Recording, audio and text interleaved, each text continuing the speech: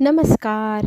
हळद रुसली कुंकू हसलं ह्या मालिकेत आपल्याला असं पाहायला मिळतंय, मधमाशा खूप आलेल्या असतात आणि त्या दुष्यंतला चावू नये म्हणून तिथे आपली कृष्णाही त्याला वाचवण्यासाठी घोंगडी घेऊन गेलेली असते आणि त्या ब्लँकेटमध्ये त्याला वाचवत असते. पण का कुणास ठाऊक दुष्यंत एक नजर, एक कटाक्ष ही आपल्या कृष्णावर टाकतो आणि त्याला काय फील होतं हे त्यालाच कळत नाही. आणि ती आपली मुलगी इतकी काळजी घेते ह्या गोष्टीने त्याला कसं तरी घहिवरल्यासारखं होतं आणि तो ते ब्लँकेट तिच्यापासून काढून घेत दूर उभा राहतो. आणि मग ती त्याला सांगते, अरे पाहुण्या, तुलाही गांद्या माशा चावलेल, तुला वाचवण्यासाठी मी हे सगळं करत आहे आणि तू असं का करतोय म्हणून त्याला रागवत असते. आणि दुष्यंत मात्र तिच्याकडे एकटक पाहत असतो. का कुणास ठाऊक त्याला काहीतरी वेगळंच वाटत असतं. तिला चावणाऱ्या गांद्या माशा पाहून त्याला तिची दया येते आणि तिच्यावरती मग ते ब्लँकेट ते गुंडाळतो आणि तिला ते गुंडाळल्यानंतर तिच्याकडे पाहत पाहत तो तिथून आपल्या गाडीकडच्या दिशेने धाव घेऊ लागतो. आणि कृष्णाचे मित्र सगळं दूर करून त्या गांद्या माशांपासून त्यांना दोघांनाही वाचवण्याचा प्रयत्न करत असतात. गाडीमध्ये धावत धावत तो जाऊन बसतो आणि कृष्णा मात्र त्याच्याकडे पाहते आणि म्हणते, इतके दिवस मी किती गैरसमज करून घेतला. हा पाहुणा तर खूप चांगला आहे, मला गांद्या माशा चावू नये म्हणून त्याने मला ब्लँकेट दिलं, चांगला मुलगा दिसतोय. इकड्या दुष्यंतची आई ही इलेक्शनमध्ये काय काय तयारी करायची ह्या सगळ्या गोष्टींवर चर्चा करत असताना त्यांना दुष्यंतचा आवाज येतो. दुष्यंत अचानक कसं काय गावाला आला म्हणून सगळ्यांना त्याची विचारपूस करावीशी वाटते, पण तो मात्र विव्हळत असतो ते गांद्या माशा चावल्यामुळे त्याला होणाऱ्या आगमुळे. आणि ह्या एवढ्या गांद्या माशा गावातल्या तुला कशा रे चावल्या आणि तू काय करायला गेला होतास, तुझ्याकडे तर गांद्या माशा चालत येणार नाही. पण तो काहीही सांगण्याच्या मनस्थितीत नसतो. तो फक्त ह्या क्षणाला म्हणत असतो, काहीही कर, मला ह्या होणाऱ्या त्रासापासून वाचव. एवढ्या गांद्या माशा कशा रे चावल्या, आता याला पहिले रूममध्ये घेऊन जाऊया काका म्हणतात. आणि तिथे जाऊन मग त्याला ते ब्लँकेट वगैरे गुंडाळून झोपायला सांगतात. पण त्याला काहीही बरं वाटत नसतं, सुधरत नसतं. त्याला काही बोलण्याची क्षमताही उरलेली नसते. त्याला फक्त होणारी आग त्याला असह्य होत असते. एवढ्या गांद्या माशा चावल्यावर एवढी आग तर होणारच. आता ती सहन तर करावीच लागणार. पण बायजाबाई म्हणतात, माझ्या मुलाला एवढा त्रास होतोय, सगळ्यात पहिले डॉक्टरांना बोलवा आणि दुष्यंतला डॉक्टरकडे घेऊन जाऊया काका म्हणतात. पण तो म्हणतो, माझी इथून कुठेही जाण्याची क्षमता आणि इच्छा नाही, फक्त मला बरं करा. आता बायजाबाई म्हणते, माझ्या मुलाला इथे बरं नाही आणि तुम्ही इथे तोंड पाहत उभे काय राहिलात, आत्ताच्या आत्ता जा आणि त्या डॉक्टरांना उचलून आणा, इथे माझ्या मुलाला बरं करा. इथे दुष्यंतला ती आग सहन होत नसते. तितकीच आग आपल्या कृष्णालाही होत असते. तिने पाला आणलेला असतो, ती ताईला हाका मारते आणि ती खलबत्ता आणायला सांगते. सगळ्यात पहिले हा पाला कूट बाई, आणि का ग, तर तुला इतक्या गांद्या माशा कशा चावल्या असं म्हणत तिची ताई तो लेप कुटू लागते, त्या पाल्याला कुटू लागते. आणि इकडे कृष्णाची आई तिथे येते. तिची झालेली एवढी मधमाशांनी केलेली अवस्था पाहून तिला खरंच खूप आनंद होतो आणि गालातल्या गालात हसत म्हणते, अरे देवा, आज ह्या करंट्या कपाळाच्या पोरीला कोणी रे एवढा त्रास दिला, कोणाचं एवढं नशीब उजळलं होतं, ह्या मुलीला एवढा त्रास दिला. आणि तिच्याकडे रागाने तिची मुलगी पाहू लागते आणि स्वतःच्या मुलीला ती म्हणते, अगं माझ्याकडे एवढ्या रागाने पाहू नको, दुसऱ्यांच्या आयुष्यात त्रास होईल अशी वागणार आहे करंट कपाळाची ही पांढऱ्या पायाची मुलगी. आज तिला कोणीतरी त्रास दिला आहे म्हणून तर मला खूप आनंद होत आहे. मला असं वाटतंय त्या गांद्या माशांनी फक्त हिचा चावा नव्हता घ्यायचा, हिच्या नरडीचा घोट घ्यायला हवा होता. माझ्या आणि माझ्या मुलींच्या आयुष्यात हिच्यामुळे इतकं दुःख आलं, या मुलीला फक्त गांद्या माशांनी चावावं का, हिच्या नरडीचा घोट घेऊन हिचा जीव का नाही घेतला त्या गांद्या माशांनी, असं म्हणत तिला दोष लावत खूप घाणेरड्या पद्धतीने वाईट बोलल्याने तिला बोल लावून बोलते. आणि ह्या सगळ्याचा त्रास स्वातीलाही होतो की का तू दरवेळेला अशी वाईट साईड तिच्याबद्दल बोलत असते. इकडे दुष्यंतला असह्य होतं ते दुखणं, त्याला नको नकोसं वाटत असतं, त्याला काही सुधरत नसतं. तो जवळजवळ बेशुद्ध अवस्थेतच जाऊ लागतो. त्याची झालेली अवस्था पाहून इकडे आपल्या बायजाबाईंना इतका त्रास होतो, तुझी एवढी अवस्था कोणी वाईट केली, ज्यांनी कोणी हे केलं असेल त्याला तर मी मध लावून त्या रानात उभं करेल आणि अख्ख्या गांड्या माशा त्या व्यक्तीच्या अंगाला चावेल याचीच सोय करते. माती घेऊन मग त्यांचा नोकर येतो. तो सांगतो ही माती लावल्याने साहेबांना थंडगार वाटेल. आणि माझ्या मुलाला मातीची किती राग आहे, तिटकारा आहे माहिती असतानाही तू अशी हिंमतच कशी केली माती घेऊन येण्याची? जा बरं, निघ, माझ्या डोळ्यासमोर उभं राहू नको. आणि तितक्यात दुष्यंत आई ग म्हणून हाका मारतो, कळवळतो. आणि आईला मात्र तिच्या मुलाचं हे दुःख पाहावेनासं होतं. आणि त्याला ती म्हणते, जरा कळ सोस, जरा दम काढ, येतीलच डॉक्टर, थोडीशी कळ मार रे, असं म्हणत त्याला ती समजवत असते, नादी लावत असते, डॉक्टर येईपर्यंत शांत हो. इकडे मात्र सावित्री म्हणते, जर माझ्या दारात तुझ्यामुळे काही संकट आलं तर तुझी काही खेर नाही. आणि इकडे बाईजाबाई म्हणते, माझ्या मुलाची ज्याने कोणी अवस्था ही अशी केली आहे त्याला मी सोडणार नाही, फक्त मला त्याचं नाव सांग रे दुष्यंता, असं म्हणत त्याला ती विचारपूस करते. सावित्रीबाई म्हणते, जर तुझ्यामुळे खरं सांग, गावातल्या कुणालाही काही झालं आणि गावातली लोक जर इथे आली मला विचारायला तर मी काही कुणाला सामोरे जाणार नाही. आणि इकडे मग आपल्या कृष्णाला आठवतं.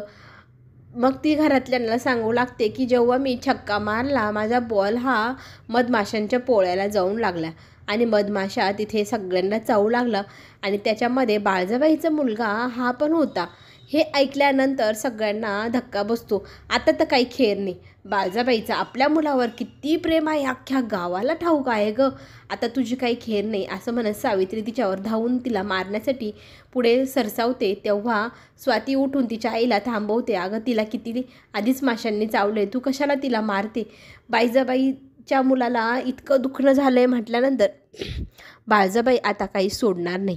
तिच्या रागाचा समोर कोण उभं राहणार, तिचा सामना कोण करणार? तिच्या मुलात तिचा किती जीव आहे सगळ्यांना माहिती आहे. आता आपली काही खेर नाही. आता जे काही होईल त्याच्या सगळ्यांचा जो काही वाईट परिणाम होईल तो फक्त आणि फक्त तुलाच करावं लागेल कृष्णा. आणि आम्हाला ह्या सगळ्याची झळ लागली तर तुझी काही खेर नाही. हे सगळं या तुझ्या बॅटमुळे झालं. तुझी जी खेळण्याची आवड आहे तीच तू आता बंद करायची. त्या बॅटला ती सावित्री राग उचलते, धाड धाड करत त्या भिंतीवर मारू लागते आणि त्या बॅटचे 2 तुकडे करते. आणि इथून पुढे तू जर या बॅटच्या समोर जरी आसपास जरी दिसली तर तुझी काही खेर नाही, असं म्हणत सावित्री त्या बॅटचे तुकडे घेते. त्या सगळ्या तुकड्यांना ती बंबामध्ये घालते, काडी ओढते, रॉकेल टाकते, आग लावून टाकते त्या बॅटला. आणि त्या मुलीला म्हणते, हे सगळे संकट, हे सगळं काही आमच्या घरात तुझ्यामुळे येतं. तुझ्यामुळे माझ्या मुलींना आणि मला किती त्रास होतो याची तुला थोडीशीही कल्पना नाही. आणि त्या बाळजाबाईचा त्या रागाचा सामना आम्ही अजिबात करणार नाही आणि मी तर मुळीच तिची माफी मागायला तिच्याकडे जाणार नाही. आता जे काय होईल त्याला एकटीने तू एकटीनेच सामोरे जायचं आणि आमच्यावर जर काही संकट आलं तर तुझी काही खेर नाही, असं म्हणत ती बोलू लागते. आणि स्वातीलाही सांगते, आता मध्यस्थी करू नको, तुझं मी एक शब्दही ऐकणार नाही. या मुलीलाच त्या आता बाळजाबाईची माफी मागावी लागेल. तिने केलेल्या प्रत्येक गोष्टीला फक्त ही मुलगीच जबाबदार राहणार आणि तिनेच त्या सगळ्या गोष्टींचे सामोरे जाऊन आपल्या घरावर कुठलंही संकट येऊ द्यायचं नाही. आता ही सगळी काळजी कृष्णानेच एकटीनेच घ्यायची. आणि मग कृष्णा तिथे रडत असते. तिला आणखी मारत सावित्रीबाई सांगते, ह्या करंट्या कपाळाच्या मुलीमुळे दरवेळी संकट येतात आणि किती संकट सहन करायची. इकडे दुष्यंतचे काका शहराकडे डॉक्टरांना घ्यायला जात असतात. त्यांचा मुलगा त्यांना सांगत असतो, आता ह्या साहेबाला जरा गांद्या माशा चावल्या नाही तर लगेच आपल्याला पळायला लावलं.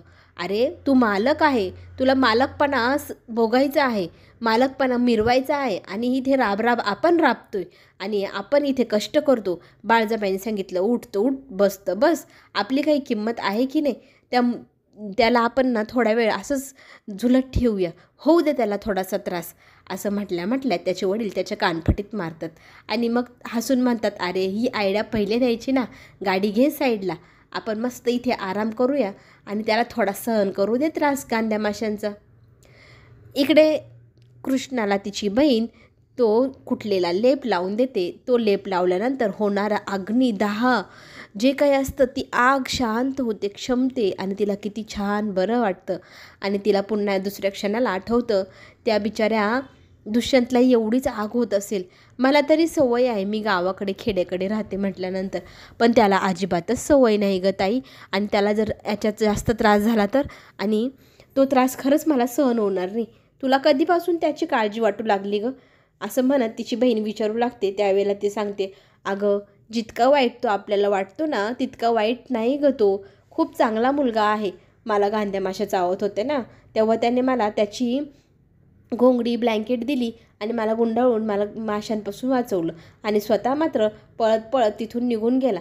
खरंच चांगला आहे तो मनाने आणि त्याला होणारा त्रास. पण बाळजाबाईच्या घरी जायचं म्हटल्यानंतर स्वाती लगेच म्हणते, नाही गं बाई, आपल्यावर आणखी जास्त संकट येतील. बाळजाबाईच्या रागाचा सामना तरी कोण करणार. पण कृष्णा म्हणते, मी जाणार, मी करेल तिच्या रागाचा सामना. इकडे आपल्या मुलाला होणारा एवढा त्रास तिला काही केल्या पाहावे ना. बिचारी रडकुंडीला येते आणि बाळाला थोडी कळ सोच सांगू लागते. पण तो काही कळ सोसेनासा होतो. तो म्हणतो, काहीही कर, मला लवकर बरं कर. तितक्यात मैनाबाई तिथे येते आणि मैनाबाईने एक लेप आणलेला असतो. हा लेप लावला की गांध्या माशा चावल्यावरती होणारा त्रास क्षमतो म्हणे. तुम्ही पण लावा यांना हा लेप. माझ्या मुलावरती असे गावठी उपचार करायचे नाही. असं म्हणत ती मैनाबाईला इथून निघ असं सांगते आणि मैनाबाई तो लेप घेऊन निघून जाते. लगेचच ती जयंतरावांना फोन करते आणि विचारते, कुठपर्यंत आलात तुम्ही, डॉक्टर भेटले की नाही. ते सांगू लागतात, डॉक्टरना सगळे बाहेर सेमिनारला गेले, गावात आणि शहरात एकही डॉक्टर नाही. हे ऐकल्यानंतर आपल्या मुलाची काय अवस्था आहे हे तुम्हाला माहिती असताना एकही डॉक्टर अरेंज कसं होत नाही. लगेचच ती निर्णय घेते आणि मुलाला सांगते की मी स्वतः जाऊन डॉक्टरांना घेऊन येते. बाळा, तू फक्त थोडीशी कळ सोच. मैनाबाईला ती बोलवते. मी डॉक्टरला घ्यायला जाते तेव्हा तुम्ही माझ्या मुलाची काळजी घ्यायची. त्याला जर काही कमी पडलं तर तुमची काही खेर नाही. इथे त्याच्या समोर उभं राहायचं, डोळ्यात तेल घालून त्याची हवं नको ती काळजी घ्यायची. आलेच मी डॉक्टरांना घेऊन असं म्हणत ती गाडीत जाऊ लागते. मैनाबाई इथे त्याला राखण उभी राहते डोळ्यात तेल घालून. आणि मग ती गेल्यानंतर तिची गाडी पुढे गेल्यानंतर लगेचच तिथे कृष्णा आलेली असते. कृष्णाने त्याच्यासाठी बनवलेला लेप डब्यात घालून आणलेला असतो. आता यांच्या घरात जाऊन तो लेप द्यायचा तरी कसा. ते आपल्याकडनं हा लेप घेतील का, आपल्यावरती आणखी काही संकट येईल का याची भीती पण तिला वाटत असते. पण त्या भीतीचा सामना करत ती आतमध्ये जाते. इकडे आपल्या मुलाला होणारा त्रास हा काही आढळराव पाटलांनाही सहन होईनासं होतो. बिचारा विवळत असतो अंथरुणामध्ये. आई ग, त्याला होणाऱ्या अग्निदाहामुळे त्याच्या तोंडातनं जितकं विवळणं ऐकल्यानंतर आढळराव पाटलांनाही वाईट वाटत असतं. आपला मुलगा कसा असेल, बरा असेल का म्हणून पाहावं असं त्यांना वाटत असतं. पण बॉडीगार्डला तिथे उभं करून मॅडम गेले आहे, त्यांनी सांगितलं आहे कुणालाही आतमध्ये येऊ द्यायचं नाही. आणि साहेबांसमोर तो हात जोडून म्हणतो, तुम्हाला माहिती आहे ना मॅडम कशा आहे, तुम्ही आत गेलाय कळल्यानंतर बाळजाबाई आमचा जीव घेऊन टाकतील हो. मैनाबाई पण म्हणते, तुम्हाला माहिती ना त्या कशा आहे, तर तुम्ही नका जाऊ ना आमच्यासाठी तरी आत. पण तो म्हणतो की माझ्या मुलाकडे डोळ्यात तेल घालून लक्ष ठेवायचं, त्याला काही त्रास होता कामा नये. इकडे आपली कृष्णा आत जाण्याचा प्रयत्न करते पण तिला सगळेजण हाकलावून लावतात. आता तिने नवीनच प्लॅन काढला. बिचाऱ्या दुष्यंतला त्रास होऊ नये म्हणून त्याच्या खोलीमध्ये ती आता चोर पद्धतीने घुसते. बॅल्कनीतनं शिडी लावून ती आतमध्ये जाते आणि आत गेल्यानंतर हा दुष्यंत गाढ जवळजवळ बेशुद्ध अवस्थेतच असतो. त्याला काही केल्यास सहन होत नसतं. विवळत तो बेशुद्ध झालेला असतो. त्याच्या रूममध्ये जाऊन मग ती स्वतःच्या हाताने त्याला ती लेप लावू लागते, फुंकर घालते आणि खरंच दुष्यंतचा विवळणं आणि त्याचा होणारा त्रास, दाह थोडासा कमी होऊ लागतो. आणि कृष्णा त्याला हळूहळू अलगदपणे तो लेप लावते. त्याला माहीतही नसतं की त्याला कोणी लेप लावला आहे आणि तो शांत गार झोपी जातो. आणि तो झोपी गेलेला पाहून ती हळूच निघणारच. तितक्यातच तिला दाराजवळ कोणीतरी आल्याचं जाणवतं. दरवाजा खाडखाड वाजू लागतो आणि दरवाजाचा आवाज ऐकून आपली कृष्णा जरा घाबरते आणि पळण्याच्या बेतात असतेच ती. तितक्यातच दरवाजा उघडला जातो आणि मागे वळून पाहते तर काय, तिथे ना मैनाबाई आणि तिची मिस्टर काकू आलेले असतात. त्यांच्या नजरेसमोर आपली कृष्णा असते. आता त्यांचा या सगळ्यावरती काय परिणाम होणार हे पाहायला आपल्याला सगळ्यांनाच आवडणार. चला तर मग आपण पुन्हा भेटू पुढील भागामध्ये. धन्यवाद.